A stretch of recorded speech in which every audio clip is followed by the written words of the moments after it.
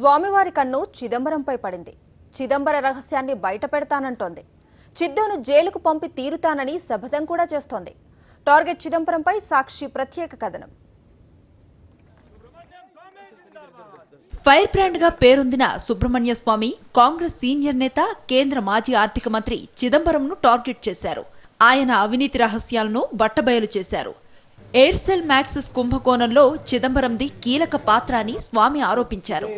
మలేషియాకు చెందిన మ్యాక్సిస్ కంపెనీకి మేలు జరిగేలా చిదంబరం వ్యవహరించారని విమర్శించారు.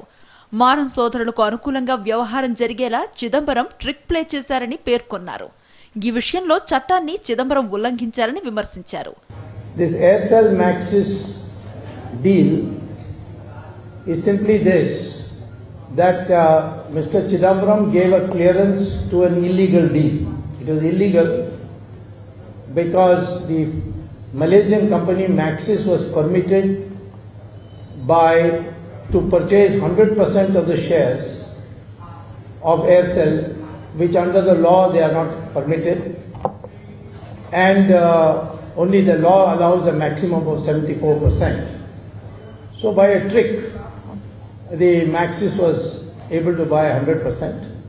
ఎయిర్సెల్ మ్యాక్సిస్ కుంభకోణంలో చిదంబరం కుమారుడు కార్తీ చిదంబరం కూడా కీలక పాత్రను పోషించారని స్వామి ఘాటు విమర్శలు చేశారు. భారత్కు చెందిన వ్యాపారి శివశంకర్ను బెదిరించి తమకు లొంగిపోయేలా చేసుకున్నారని ఆరోపించారు. Chidambaram and his son are perhaps the biggest crooks after their party president Sonia Gandhi and party vice president Rahul Gandhi. That case is also going on and I will take it to its logical end. మ్యాక్సిస్ కంపెనీకి మేలు చేసినందుకు కార్తీ చిదంబరంకు పెద్ద ఎత్తున డబ్బు ముట్టిందని స్వామి ఆరోపించారు. విదేశాల్లో Karthi Chidambaram bank అకౌంట్లలో ఆ డబ్బును జమ చేశారని పేర్కొన్నారు. ఈ మేరకు కార్తీ, అతని కంపెనీలకు చెందిన 21 రహస్య విదేశీ బ్యాంకు ఖాతాల వివరాలను స్వామి బహిర్గతం చేశారు.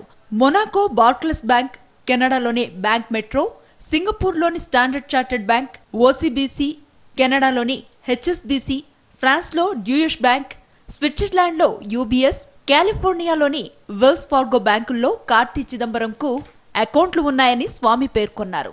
గత కొన్ని సంవత్సరాలుగా ఈ ఖాతాలను రహస్యంగా మెయింటైన్ చేస్తున్నారన్న ఆయన, కార్తీ చిదంబరం గాని, అతని పేరెంట్ ఇండియన్ భారతీయ కంపెనీలు కానీ విదేశీ బ్యాంకు ఖాతాల కార్డుల వివరాలను ఐటీ శాఖకు తెలియజేయలేదన్నారు.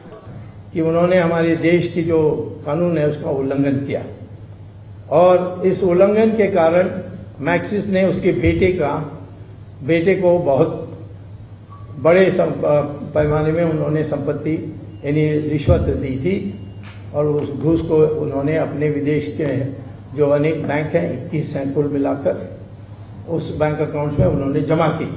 हमारे एनफोर्समेंट डायरेक्टरेट ने जांच में ये सारा पता कर लिया है और सारे विवरण तैयार किया है.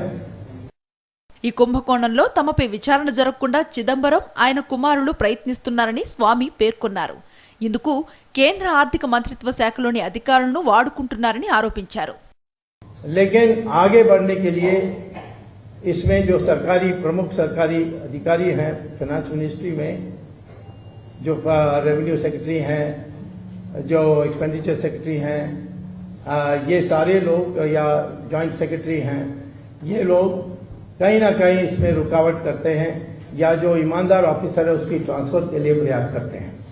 నల్లధనం విషయంలో ప్రధాని మోదీ రాజీలేని పోరాటం చేస్తున్నారని స్వామి ప్రశంసించారు. అయితే కీలక శాఖల్లోని ఉన్నత స్థాయి అధికారులు ఇందుకు సహకరించడం లేదని ఆరోపించారు.